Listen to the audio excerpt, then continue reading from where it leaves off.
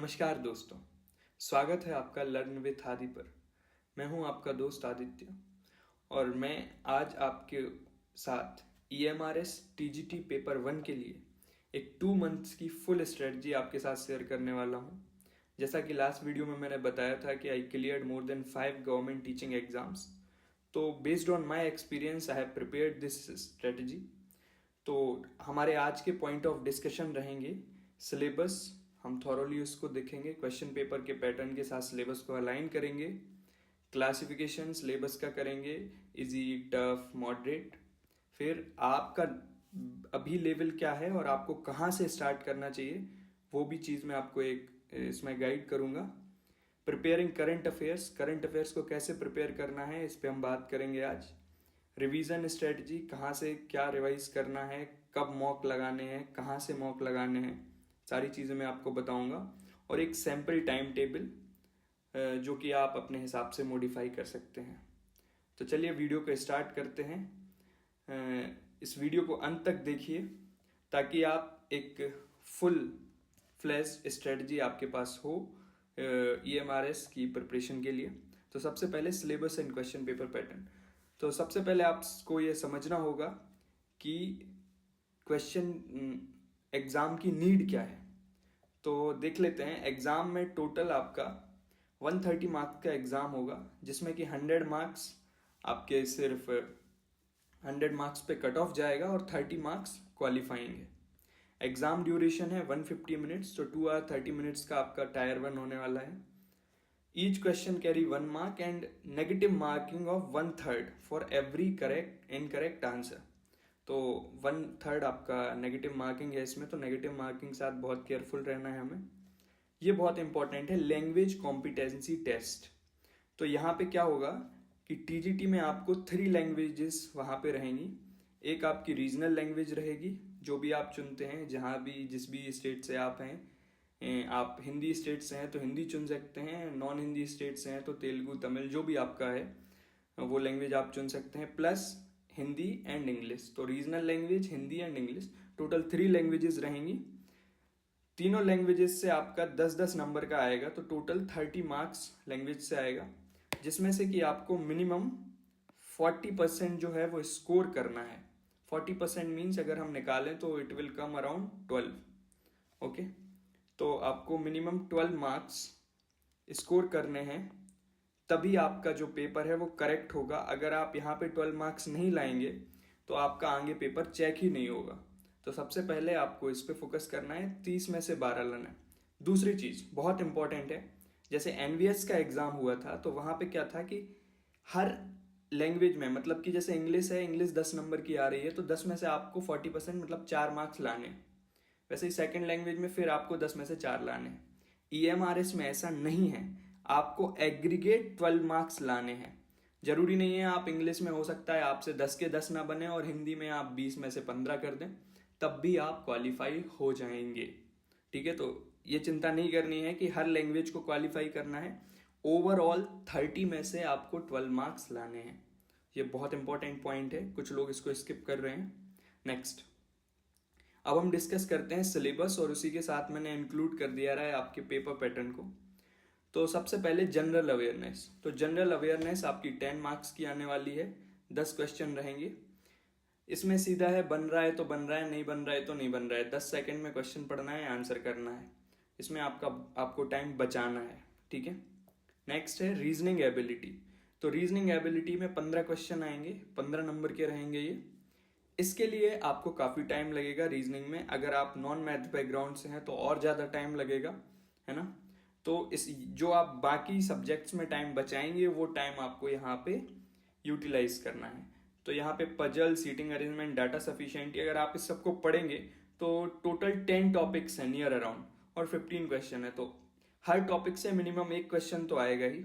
कुछ important topic होते हैं जैसे कि पजल्स और आपका डेटा सफिशिएंसी और आपके Venn diagrams and blood relations, ये और वर्बल रीजनिंग वाले, ये कुछ ज्यादा पूछे जाते हैं, तो इनसे आप 2-2 क्वेश्चंस एक्सपेक्ट कर सकते हैं। बट हर टॉपिक से मिनिमम एक क्वेश्चन तो रहेगा ही, और किसी टॉपिक में 2 रिपीट हो जाएंगे।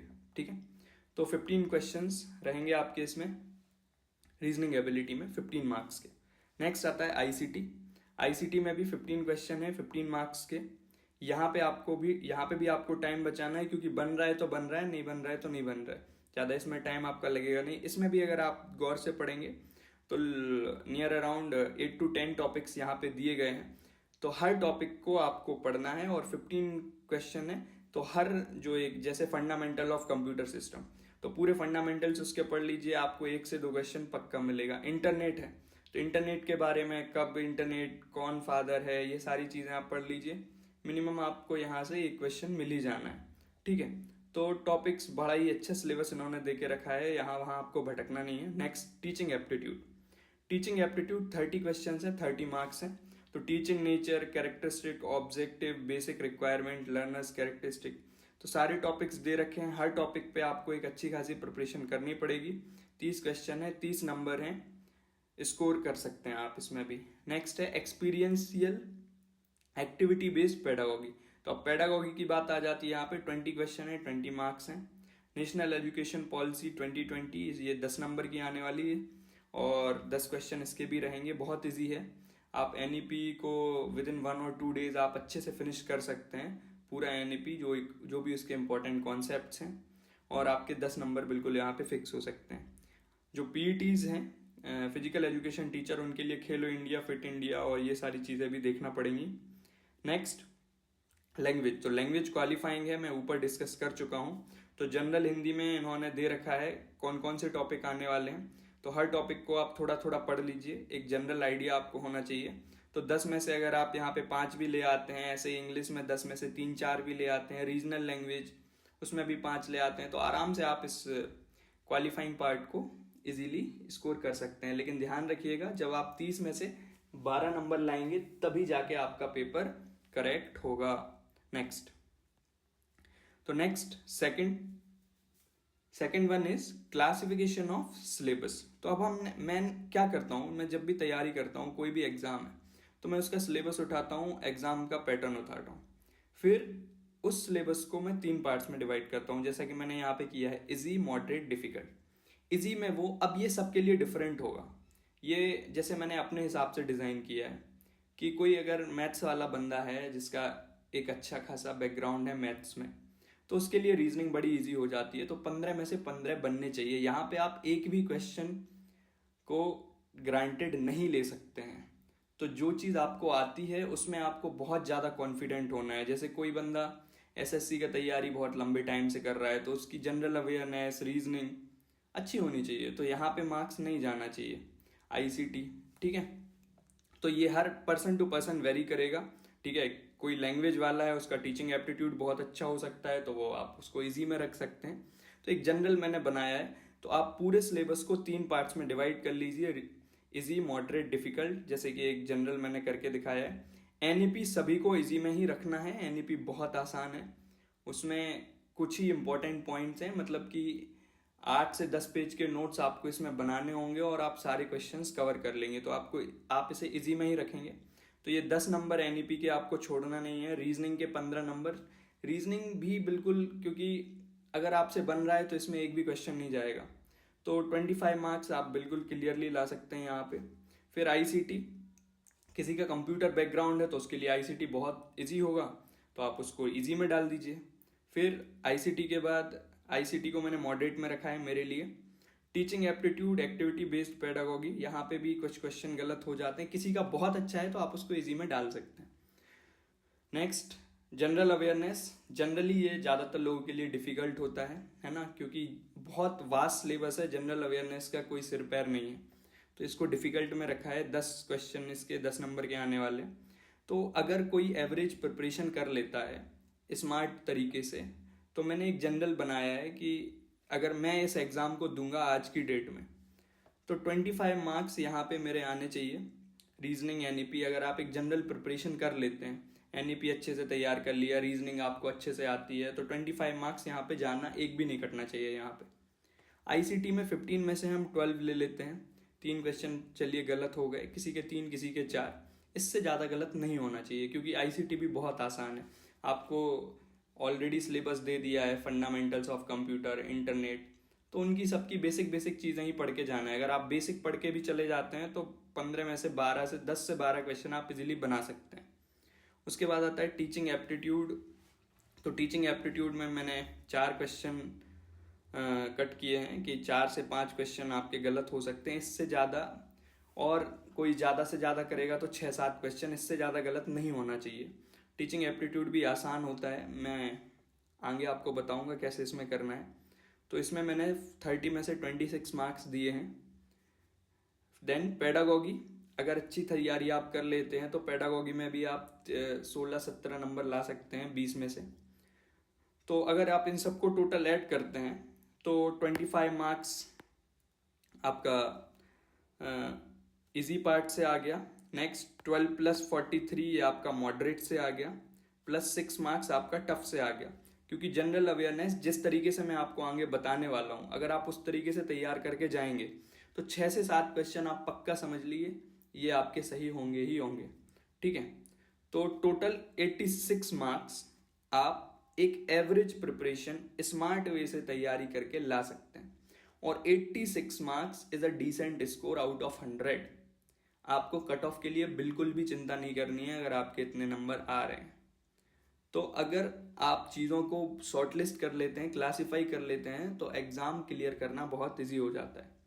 नेक्स्ट, बट यहाँ पे थोड़ा सा मैं बोलूँगा कि केयरफुल रहना है सिली मिस्टेक से।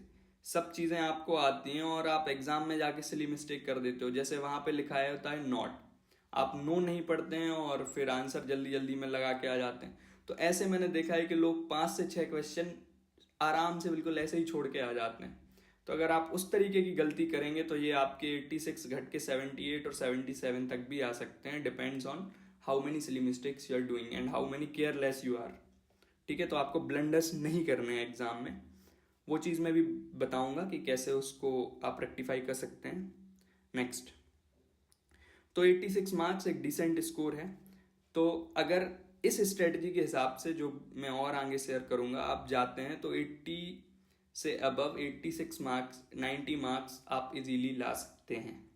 नाउ अब वेयर टू बिगिन विथ, हम शुरुआत कहाँ से करें? तो शुरुआत के लिए मैं आपको सबसे अच्छा तरीका कहूँगा, अगर आपने पहले किसी टीचिंग एग्जाम की तैयारी की है, फॉर एग्जाम्पल आपने सीटेट की है या किसी भी टेट की है, तो मैं सबसे पहले आपको एडवाइस करूँगा कि अपने पुराने नोट्स उठाइए, उनको एक बार रिवाइज कीजिए ताकि थोड़ी सी चीज़ें जो हैं आपके कैश मेमोरी में आए, ठीक है, रैम में आए। तो वो सारे नोट्स आप पहले एक बार रिवाइज के लिए 1-2 दिन का टाइम लेके, फिर सबसे पहले पढ़ना क्या है, फर्स्ट 3 to 4 डेज, 5 डेज, आप एक वीक भी ले सकते हैं, complete the syllabus of the topics which you think that are easy. तो आपने जो भी, जैसे मैंने इजी में क्या रखा है, रीजनिंग एनईपी रखा है, आप इजी में आपका हो सकता है आईसीटी भी हो, आपका हो सकता है पेडागोगी हो। तो जो भी इजी में आप रख रहे हैं उसको क्या करना है, आपको फर्स्ट वीक में सिर्फ वही पढ़ना है और उसको इतने अच्छे से तैयार करके रख दीजिए कि भाई ये मेरा कंप्लीट हो गया, अब यहां से मेरे मार्क्स नहीं कटने वाले। ऐसा क्यों मैं बोल रहा हूं, लोग बोलते हैं टफ से स्टार्ट करना चाहिए, नहीं, इजी से स्टार्ट करो, क्योंकि आप बिगिनिंग कर रहे हो प्रिपरेशन की, तो आपको पहले कॉन्फिडेंस बिल्डअप करना है। एक बार आपका कॉन्फिडेंस बिल्डअप हो जाएगा फिर हम टफ की तरफ मूव करेंगे। तो फर्स्ट वीक में आपको जो भी इजी पार्ट आपको लगता है उसको एक बार रिवाइज करके उसके मॉक लगा के उसको कंप्लीट कर लीजिए, एक साइड रख दीजिए। नेक्स्ट आता है, इसके बाद फिर नेक्स्ट आपके पास एक, सपोज आपने हफ्ता 10 दिन इसमें गुजार दिया, अब आपके पास बचते हैं 50 दिन। अब इन 50 दिनों में आने वाले 30 से 35 दिन आपको क्या करना है, give more time to the topics that you consider moderate and difficult. तो जिन भी टॉपिक्स को आपने मॉडरेट और डिफिकल्ट में डाल रखा है उनको आपको अब बहुत ज़्यादा टाइम देना है, उनको थॉरोली प्रिपेयर करना है बहुत अच्छे से, ठीक है। अब नेक्स्ट इसके बाद आता है preparing current affairs. Current affairs की तैयारी कैसे करनी है और जनरल अवेयरनेस की। तो इसके लिए देखो एक सीधी सी बात मैं बताता हूँ, 10 नंबर ही आने वाले हैं, ठीक है, 10 ही क्वेश्चन आने वाले हैं। अब आप सिर्फ यही पढ़ के जाओ तो आप 10 से ज़्यादा नहीं बना लोगे, और बिल्कुल भी ना पढ़ के जाओ तो 10 से ज़्यादा गलत भी नहीं होंगे। तो यहाँ पे क्या करना है, इसको हम ना बहुत ज़्यादा वेटेज देंगे और बिल्कुल भी ग्रांटेड नहीं लेंगे। आपको सुबह से उठ के एक करंट अफेयर वीडियो देखना है, किसी का भी देख लो। बहुत सारे लोग जो हैं 10-10, 15-15 मिनट के रोज के करंट अफेयर अपलोड करते हैं। या फिर वो नहीं करना है तो एक टेलीग्राम पे चैनल है उत्कर्ष क्लासेस करके, बहुत फेमस है। वो हर दिन पीडीएफ डालते हैं करंट अफेयर्स की। उनका 1-1.5 घंटे का लेक्चर भी होता है, अगर आप चाहें तो वो देख सकते हैं, लेकिन उतना टाइम वेस्ट करने की जरूरत नहीं है। एक उनकी जो पीडीएफ डलती है, आप उसको पर डे बस रीड कर लीजिए, याद नहीं करना है, बस एक बार सुबह एक बार शाम में उसको रीड कर लीजिए, दैट्स इट। ठीक है, और ये तो हो जाएगा आपका करंट अफेयर्स। इसमें आपको जो हाफ ईयरली और ईयरली वाले कुछ वीडियोस होते हैं वो आप देख सकते हैं, या पीडीएफ मिल जाए तो उसको रीड कर लीजिए, बस रीड करना है।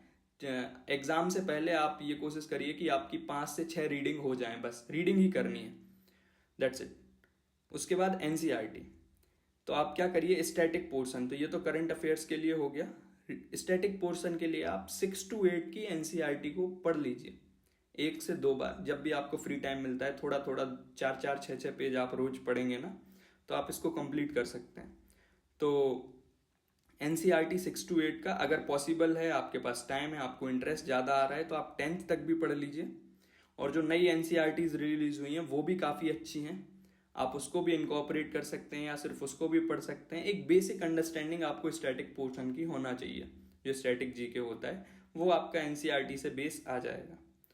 तो इतना इनफ है करंट अफेयर्स और जनरल अवेयरनेस के लिए। ठीक है, बहुत ज़्यादा इस पे टाइम नहीं देना है, मैं पहले भी बोल चुका हूं। Next, revision and mocks test, 5th point.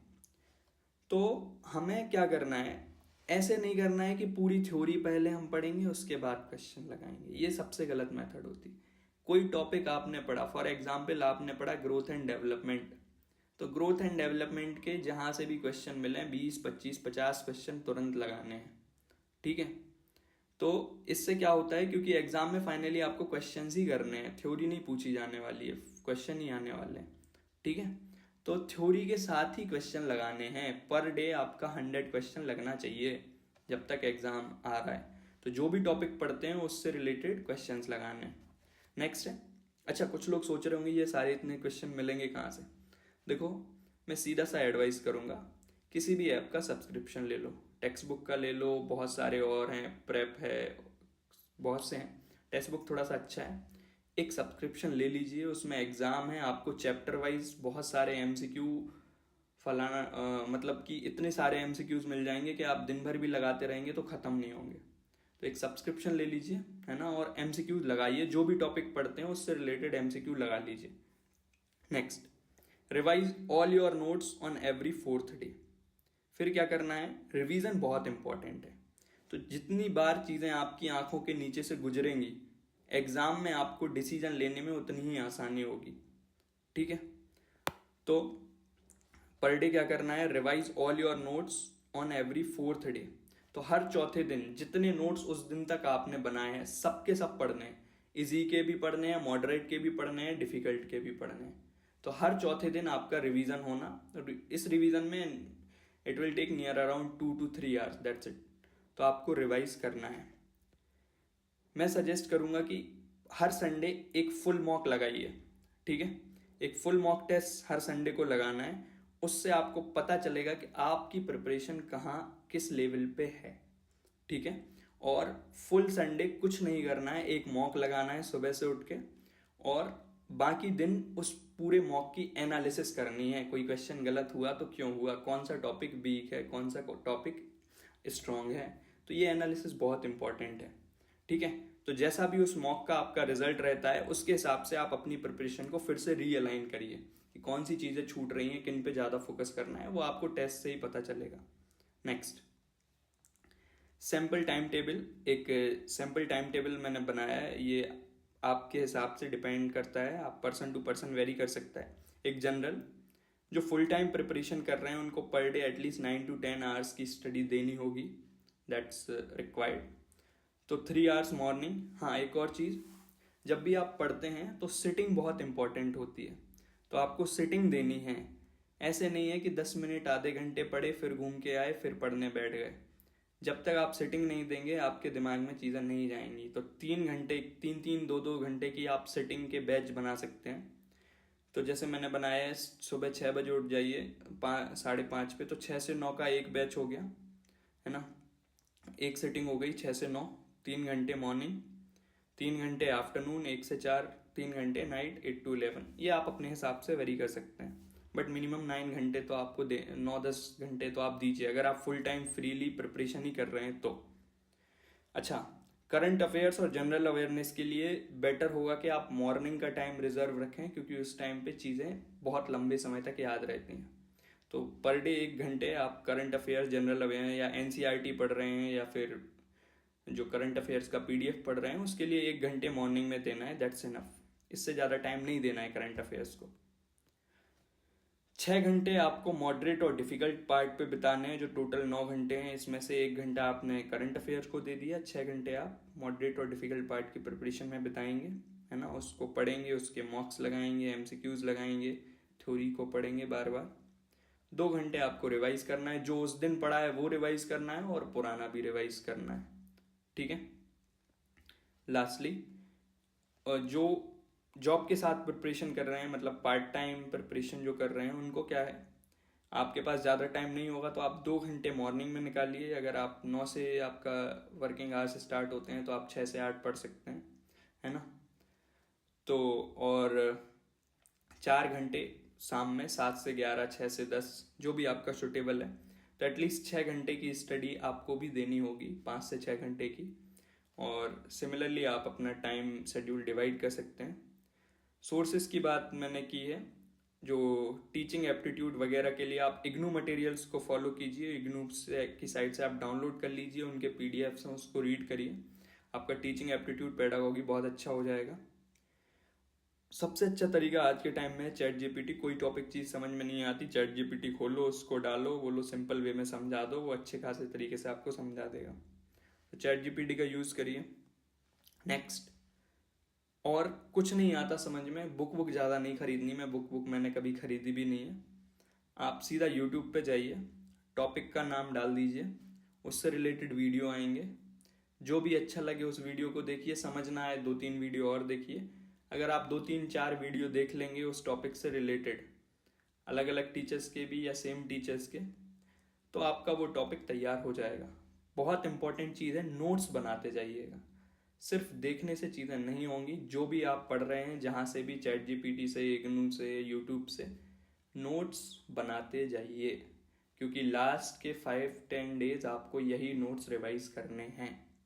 Last, मैं क्या हेल्प करूँगा आपकी, अगर आपका रिस्पॉन्स अच्छा रहा तो मैं कोशिश करूँगा यहाँ पे जो ये प्लेलिस्ट में कंटिन्यू करने वाला हूँ, तो एनईपी श्योरली मैं कवर यहाँ पे आपकी करा दूंगा। एनईपी 2020 इंपॉर्टेंट क्वेश्चंस, है ना। आप अपनी तैयारी भी जारी रखिए, प्लस जो मेरी वीडियोस आएंगी उनको आप एज अ रिवीजन ले सकते हैं, ठीक है। और नेक्स्ट, रीजनिंग की भी मैं आपको पूरे हर टॉपिक पे बताऊंगा कि कैसे क्वेश्चंस अटेम्प्ट करने हैं, बहुत ईजी होता है। आईसीटी में आपकी कवर करा दूंगा, आईसीटी भी मेरी बहुत अच्छी है, तो इस पार्ट में भी मैं आपको हेल्प कर सकता हूँ। ये तो 3 चीज़ें तो मैं फॉर श्योर करूँगा ही, plus teaching aptitude and pedagogy, ये कैसा रिस्पॉन्स आता है, कमेंट्स आते हैं, कितनी नीड है लोगों को, उस हिसाब से, क्योंकि ये बड़े टॉपिक्स हैं और टाइम हमारे पास कम है, तो मैं कोशिश करूँगा इनको भी कवर करने की, डिपेंड्स ऑन योर रिस्पॉन्स, ठीक है। तो ये मेरी फुल स्ट्रेटजी थी, जो कि मैंने अपना पूरा एक्सपीरियंस झोंक के, और किस तरीके से मैं किसी भी एग्ज़ाम को लेता हूँ। मैं लिटरली जब भी एग्ज़ाम मुझे कोई तैयारी करनी होती है, तो मैं a good time I spent on making strategy. तो इस स्ट्रेटजी, जैसे मैंने ये स्ट्रेटजी बनाई है, मैं सेम स्ट्रेटजी किसी भी एग्ज़ाम की तैयारी के लिए बनाता हूँ। तो आप इस स्ट्रेटजी में जो भी आपके अकॉर्डिंग मॉडिफिकेशन है वो कर सकते हैं, और आप अपनी प्रिपरेशन स्टार्ट कर सकते हैं। इसी के साथ चैनल को लाइक कीजिए, सब्सक्राइब कीजिए, शेयर कीजिए। Thank you.